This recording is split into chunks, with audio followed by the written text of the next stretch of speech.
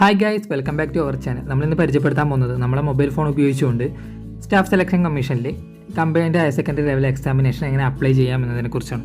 ഏതൊക്കെ പോസ്റ്റിലേക്കുള്ള റിക്രൂട്ട്മെൻ്റ് ആണ് ഈ കമ്പൈൻഡ് ഹയർ സെക്കൻഡറി ലെവൽ എക്സാമിനേഷനിലൂടെ നടത്തുന്നത് എന്ന് വെച്ചാൽ ലോവർ ഡിവിഷൻ ക്ലർക്ക്, അതുപോലെ junior secretariat assistant, postal assistant and sorting assistant, അതുപോലെ ഡാറ്റ എൻട്രി ഓപ്പറേറ്റർ, ഇതുപോലുള്ള പോസ്റ്റിലേക്കുള്ള റിക്രൂട്ട്മെൻ്റ് ആണ് ഈ എക്സാമിലൂടെ നടക്കുന്നത്. അപ്പോൾ നമ്മൾ കൂടുതലൊന്നും പറഞ്ഞിരിക്കുന്നില്ല, നമുക്ക് ഡയറക്റ്റ് എങ്ങനെയാണ് അപ്ലൈ ചെയ്യാൻ നോക്കാം. അപ്ലൈ ചെയ്യണമെങ്കിൽ നമുക്ക് സ്റ്റാഫ് സെലക്ഷൻ കമ്മീഷനിൽ രജിസ്റ്റർ ചെയ്തിരിക്കണം. അപ്പോൾ നിങ്ങൾ രജിസ്റ്റർ ചെയ്യാത്തവരാണെങ്കിൽ ഞാൻ കഴിഞ്ഞ ദിവസം ഒരു വീഡിയോ ഇട്ടിട്ടുണ്ട് എങ്ങനെ രജിസ്റ്റർ ചെയ്യാം എന്നുള്ളതിൻ്റെ. ആ വീഡിയോ കാണുക, എന്നിട്ട് രജിസ്റ്റർ ചെയ്യുക. അതിനുശേഷം അപ്ലൈ ചെയ്യാൻ നോക്കുക. അപ്ലൈ ചെയ്യേണ്ട ലാസ്റ്റ് ഡേറ്റ് വരുന്നത് ഡിസംബർ 15 വരെയാണ്. ഡിസംബർ 15 വരെ ഒന്നും ഒരിക്കലും കാത്തിരിക്കരുത്. എത്ര പെട്ടെന്ന് ചെയ്യാൻ പറ്റുമോ അത്രയും പെട്ടെന്ന് ചെയ്ത് തീർക്കുക. കാരണം ഇപ്പോൾ തന്നെ സൈറ്റ് സ്ലോ ആണ്. ഇപ്പോൾ സ്ലോ ആണെങ്കിലൊക്കെ നിങ്ങൾ നൈറ്റെല്ലാം ട്രൈ ചെയ്ത് നോക്കുക. ഒരു 12 മണിക്കെല്ലാം ട്രൈ ചെയ്ത് നോക്കിയാൽ സുഖമായിട്ട് ചെയ്യാൻ പറ്റും. അപ്പോൾ നമുക്ക് എങ്ങനെ അപ്ലൈ ചെയ്യാൻ നോക്കാം. അതിനായിട്ട് ആദ്യം നമ്മൾ ചെയ്യേണ്ടത്, നമ്മൾ ക്രോം ബ്രൗസർ ഓപ്പൺ ചെയ്യുക മൊബൈൽ ഫോണിൽ. അതിനുശേഷം ssc.nic.in എന്ന് സെർച്ച് ചെയ്യാം. അപ്പോൾ ഡയറക്റ്റ് നമ്മളെ SSCൻ്റെ സൈറ്റിലേക്കാണ് വന്നിട്ടുള്ളത്. ആദ്യം തന്നെ മുകളിൽ കാണുന്ന 3 ഡോട്ട് ക്ലിക്ക് ചെയ്തിട്ട് ഡെസ്ക്ടോപ്പ് സൈറ്റ് ഒന്ന് എനേബിൾ ചെയ്ത് വെക്കുക. അപ്പോൾ ആ ഒരു വ്യൂവിൽ നമുക്ക് കാണാൻ പറ്റും, ചെയ്ത് വെച്ചിട്ടുണ്ട്. അതിനുശേഷം നമ്മൾ വൺ ടൈം രജിസ്ട്രേഷൻ ചെയ്ത സമയത്ത് കിട്ടിയിട്ടുള്ള യൂസർ നെയിമും പാസ്വേഡും എൻ്റർ ചെയ്തതിന് ശേഷം താഴെ കാണുന്ന ക്യാപ്ചയും കൂടി എൻ്റർ ചെയ്തിട്ട് ലോഗിൻ ചെയ്യാം. ലോഗിൻ ചെയ്ത് കഴിഞ്ഞാൽ ഇങ്ങനെ ഒരു ഇൻ്റർഫേസ് ആണ് വരിക. അതിൽ നമ്മൾ ഫസ്റ്റ് തന്നെ കാണാം ലേറ്റസ്റ്റ് നോട്ടിഫിക്കേഷൻസ് എന്നുള്ളത്. അതിൽ നമ്മൾ combined higher secondary level examination 2020 notification കാണുന്നുണ്ട്. ആപ്ലിക്കേഷൻ സ്റ്റാർട്ട് ചെയ്തത് നവംബർ 6-നാണ്. അതുപോലെ ആപ്ലിക്കേഷൻ കൊടുക്കേണ്ട ലാസ്റ്റ് ഡേറ്റ് വരുന്നത് ഡിസംബർ 15 വരെയാണ് ആപ്ലിക്കേഷൻ കൊടുക്കേണ്ട ലാസ്റ്റ് ഡേറ്റ്. അപ്ലൈ ചെയ്യാൻ വേണ്ടിയിട്ട് അപ്ലൈ എന്നുള്ളിടത്ത് ക്ലിക്ക് ചെയ്യാം. അപ്ലൈ ക്ലിക്ക് ചെയ്ത് കഴിഞ്ഞാൽ ഇങ്ങനെ ഒരു ആപ്ലിക്കേഷൻ ഫോം ഓപ്പൺ ആവും. 1 മുതൽ 14 വരെ ഓൾറെഡി അതിൽ നമ്മൾ വൺ ടൈം രജിസ്ട്രേഷൻ ചെയ്ത ഡീറ്റെയിൽസ് ഇതിൽ ഫില്ലായിട്ടുണ്ടാവും. അതിനുശേഷം പ്രിഫറൻസ് ഓഫ് എക്സാമിനേഷൻ സെൻറ്റർ നമ്മൾ സെലക്ട് ചെയ്യുക. നമ്മളെ ഡിസ്ട്രിക്റ്റ് ഉണ്ടെങ്കിൽ നമ്മളെ ഡിസ്ട്രിക്റ്റ് സെലക്ട് ചെയ്യുക. അതിനുശേഷം നിയർ ആയിട്ടുള്ള ഏതെങ്കിലും 2 കൂടി സെലക്ട് ചെയ്യാം. ഞാൻ കണ്ണൂർ കൊടുത്തു, പിന്നെ ഒന്ന് കോഴിക്കോട് കൊടുത്തു, മറ്റേതൊന്ന് തൃശ്ശൂരും കൊടുത്തു. അതിനുശേഷം ഉള്ളത് medium four typing test. Medium four typing test എന്ന് വെച്ചാൽ നമ്മളെ എക്സാമിന് 3ാം ഘട്ട എക്സാമിൽ 3ാം ഘട്ടം നമുക്കൊരു ടൈപ്പിംഗ് ടെസ്റ്റ് ഉണ്ടാവും. ആ സമയത്ത് ഏത് ലാംഗ്വേജിലാണ് നമുക്ക് ടൈപ്പ് ചെയ്യേണ്ടതെന്നാണ്. അപ്പോൾ അതിന് ഞാനിവിടുന്ന് ഇംഗ്ലീഷ് സെലക്ട് ചെയ്തു. അതിനുശേഷം താഴെയും ഇംഗ്ലീഷ് സെലക്ട് ചെയ്ത് അത് കൺഫേം കൊടുത്തു. പിന്നീട് ചോദിക്കുന്നത് നമ്മളെ +2 സയൻസ് സ്ട്രീം വിത്ത് മാത്തമാറ്റിക്സ് ആണോ എന്നാണ്. ആണെങ്കിൽ എസ് കൊടുക്കുക, അല്ലെങ്കിൽ നോ കൊടുക്കുക. ഞാൻ നോ കൊടുക്കുകയാണ്. പിന്നെ ചോദിക്കുന്നത് നിങ്ങൾ എക്സ് സർവീസ് മാൻ ആണോ എന്നാണ്. ആണെങ്കിൽ എസ് കൊടുക്കുക, അതിൻ്റെ താഴെയുള്ള ഡീറ്റെയിലൊക്കെ എൻ്റർ ചെയ്ത് കൊടുക്കുക.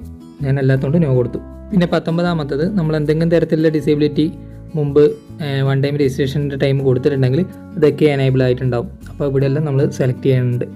നമ്മളതൊന്നും കൊടുക്കാത്തതുകൊണ്ട് ഇതൊന്നും സെലക്ട് ചെയ്യേണ്ട, അതെല്ലാം ഡിസേബിൾ ആയിട്ട് തന്നെ ഉള്ളത്. പിന്നെ ഏജ് റിലാക്സേഷൻ ഉണ്ടെങ്കിൽ എസ് ക്ലിക്ക് ചെയ്യുക, അല്ലെങ്കിൽ നോ ക്ലിക്ക് ചെയ്യുക. ഏജ് റിലാക്സേഷൻ എന്ന് വെച്ച് കഴിഞ്ഞാൽ ഇപ്പോൾ നമ്മളെ ഈ എക്സാമിന് അപ്ലൈ ചെയ്യാൻ വേണ്ടിയിട്ടുള്ള ഏജ് ലിമിറ്റ് 27 വയസ്സ് വരെയാണ്. അത് SC/ST-കാർക്ക് 5 വർഷം എക്സ്ട്രാ ഉണ്ട്. അതായത് 32 വയസ്സ് വരെ അവർക്ക് അപ്ലൈ ചെയ്യാൻ പറ്റും. അതുപോലെ OBC-കാർക്ക് 3 വർഷമുണ്ട്. അങ്ങനെ 30 വയസ്സ് വരെ അവർക്ക് അപ്ലൈ ചെയ്യാൻ പറ്റും. അതുപോലെ ഇവിടെ കുറേ കൊടുത്തിട്ടുണ്ട്, അത് നോക്കുക. നോക്കിയിട്ട് ഏജ് റിലാക്സേഷൻ ഉണ്ടെങ്കിൽ എസ് കൊടുക്കുക, അല്ലെങ്കിൽ നോ കൊടുക്കുക. എസ് കൊടുത്തു കഴിഞ്ഞാൽ താഴത്തുനിന്ന് ഏജ് റിലാക്സേഷൻ കോഡും കൂടി സെലക്ട് ചെയ്യുക. ഞാൻ ഏജ് റിലാക്സേഷൻ ഒന്നും ഇല്ലാത്തതുകൊണ്ട് നോ സെലക്ട് ചെയ്യുകയാണ്. അതിനുശേഷം ചോദിക്കുന്നത് നമ്മളെ ഹയസ്റ്റ് ക്വാളിഫിക്കേഷൻ ഏതാണെന്നാണ്. അത് അവിടുന്ന് സെലക്ട് ചെയ്യുക. പിന്നെ 22ാമത് ചോദിക്കുന്നത് നമ്മളെ ബേസിക് ആയിട്ടുള്ള ക്വാളിഫിക്കേഷൻ വേണ്ടത് ഈ എക്സാമിന് വേണ്ടിയിട്ട് 12th സ്റ്റാൻഡേർഡ് ആണ്. നിങ്ങൾ 12th സ്റ്റാൻഡേർഡ് ആണെങ്കിൽ 12th സ്റ്റാൻഡേർഡ് സെലക്ട് ചെയ്യുക. തുല്യതയാണെങ്കിൽ equivalent to 12th standard select ചെയ്യുക. അതിനുശേഷം താഴെ സ്റ്റാറ്റസിൽ പാസ് ആണെങ്കിൽ പാസ്, അപ്പിയറിംഗ് ആണെങ്കിൽ അപ്പിയറിംഗ് സെലക്ട് ചെയ്യുക. പിന്നീട് പാസിംഗ് ഇയർ സെലക്ട് ചെയ്യുക. ഞാൻ 2013 +2 പാസ്സായത്. ആ ഇയർ ഇവിടുന്ന് സെലക്ട് ചെയ്തു. അതിനുശേഷം നമ്മളെ സ്റ്റേറ്റ് ഏതാണോ അത് സെലക്ട് ചെയ്യുക. നമ്മൾ കേരള സെലക്ട് ചെയ്തു. അതിനുശേഷം നെയിം ഓഫ് ബോർഡ് സെലക്ട് ചെയ്യുക. Kerala board of public examination ഉണ്ട്, Kerala board of vocational higher secondary examination ഉണ്ട്, Kerala board of higher secondary education Thiruvananthapuram, പിന്നെ Kerala state open school Thiruvananthapuram. ഏതാണോ അത് ഇവിടുന്ന് സെലക്ട് ചെയ്യുക. ഞാൻ Kerala board of higher secondary education തിരുവനന്തപുരമാണ്, അവിടുന്ന് സെലക്ട് ചെയ്തു. അതിനുശേഷം നമ്മളെ +2 റോൾ നമ്പർ എൻ്റർ ചെയ്ത് കൊടുക്കുക. പിന്നെ നമ്മളെ +2 കിട്ടിയ പെർസെൻറ്റേജ് അല്ലെങ്കിൽ CGPA എൻ്റർ ചെയ്ത് കൊടുക്കുക. ഞാൻ പെർസെൻറ്റേജ് എൻ്റർ ചെയ്ത് കൊടുത്തു. 23-ാമത്തത് ഒരു പേഴ്സണൽ പ്രിഫറൻസ് ആണ്. നമ്മളെ ക്വാളിഫിക്കേഷൻ ഡീറ്റെയിൽസും അതുപോലെ പേഴ്സണൽ ഡീറ്റെയിൽസൊക്കെ കൂടുതലും വേറെയുള്ള ജോബിന് വേണ്ടിയിട്ട് പബ്ലിക് ചെയ്ത് വെക്കണമെന്ന് ചോദിക്കുന്നത്. പബ്ലിക് ചെയ്യണമെങ്കിൽ എസ് കൊടുക്കുക, അല്ലെങ്കിൽ നോ കൊടുക്കുക. ഞാനിവിടെ എസ് കൊടുക്കുകയാണ്. പിന്നെ ഇതിനെക്കുറിച്ചുള്ള കൂടുതൽ ഡീറ്റെയിൽസ് അറിയണമെങ്കിൽ നോട്ടീസിലെ പാരഗ്രാഫ് 21 നോക്കിയാൽ മതി. പിന്നെ അടുത്തത് 24-ഉം 25-ഉം നമ്മളെ അഡ്രസ്സും അതുപോലെ കോൺടാക്ട് ഡീറ്റെയിൽസൊക്കെയാണ്. അത് ഓൾറെഡി നമ്മൾ 1 ടൈം രജിസ്ട്രേഷനിൽ കൊടുത്തതുകൊണ്ട് ഇവിടെ ഓട്ടോമാറ്റിക്കായിട്ട് ഫില്ലായിട്ടുണ്ടാവും. അതിനുശേഷം ഫോട്ടോയും സിഗ്നേച്ചറും അപ്ലോഡ് ചെയ്യേണ്ട സെക്ഷനാണ്. ഫോട്ടോൻ്റെ സൈസ് വരുന്നത് 20 KB താഴാനും പാടില്ല, 50 KB കൂടാനും പാടില്ല. അതുപോലെ ഫോട്ടോയുടെ ഇമേജ് സൈസ് വരുന്നത് 3.5 സെൻറ്റിമീറ്റർ വിഡ്ത്തും 4.5 സെൻറ്റിമീറ്റർ ഹൈറ്റുമാണ്. ഇത് ഫോട്ടോഷോപ്പോ അതുപോലെ ഏതെങ്കിലും മൊബൈലിൽ ഫോട്ടോ എഡിറ്റ് ചെയ്യുന്ന ആപ്പ് ഉണ്ടെങ്കിൽ അത് ഉപയോഗിച്ചിട്ട് സെറ്റാക്കാൻ പറ്റും. അതുപോലെ നമ്മുടെ ഫോട്ടോൻ്റെ മുകളിൽ നമ്മുടെ പേരും ഇനീഷ്യലും അതുപോലെ ഡേറ്റും വേണം. ഡേറ്റ് എന്ന് വെച്ചാൽ നമ്മൾ ഫോട്ടോ എടുത്ത ഡേറ്റാണ് ഉദ്ദേശിക്കുന്നത്. ഫോട്ടോ എടുത്ത ഡേറ്റ് ഇപ്പോൾ 1 വർഷം മുമ്പാണെങ്കിൽ ആ 1 വർഷം മുമ്പുള്ള ഡേറ്റ് ഒന്നും ഇടാൻ പാടില്ല. നമ്മളിപ്പോൾ ഒരു 3 മാസം വരെ പഴക്കമുള്ള ഫോട്ടോ ഇടാൻ പാടുള്ളൂ. ലേറ്റസ്റ്റ് ഫോട്ടോ വേണമെന്നാണ് പറയുന്നത്. അപ്പോൾ ഫോട്ടോൻ്റെ മുകളിൽ നമ്മൾ പുതിയ ഡേറ്റ് ഇടാനാണ് പതിവ്. അപ്പോൾ 1 മാസം മുമ്പോ അല്ലെങ്കിൽ 2 മാസം മുമ്പോ ഉള്ള ഡേറ്റ് ഇടുക.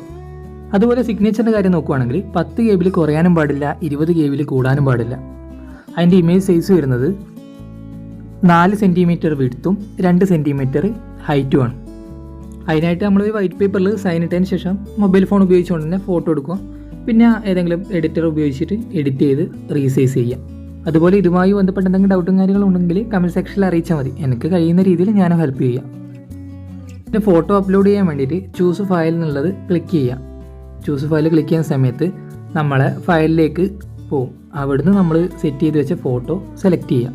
അപ്പോൾ മുകളിൽ പറഞ്ഞിട്ടുള്ള ഫയൽ സൈസും അതുപോലെ ഇമേജിൻ്റെ സൈസൊക്കെ കറക്റ്റ് ആണെങ്കിൽ ഇതിലേക്ക് അപ്ലോഡ് ആവും.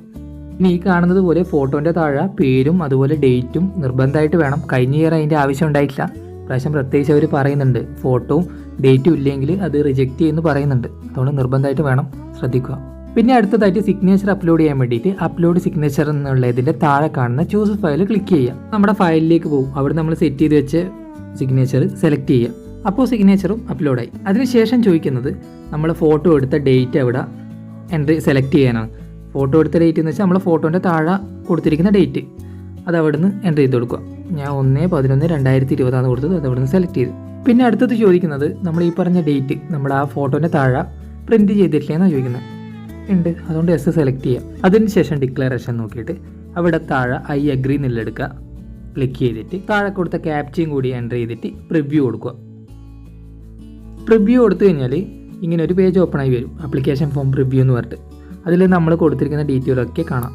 അപ്പോൾ അത് മൊത്തത്തിലൊന്ന് വെരിഫൈ ചെയ്തതിന് ശേഷം സബ്മിറ്റ് ക്ലിക്ക് ചെയ്യുക.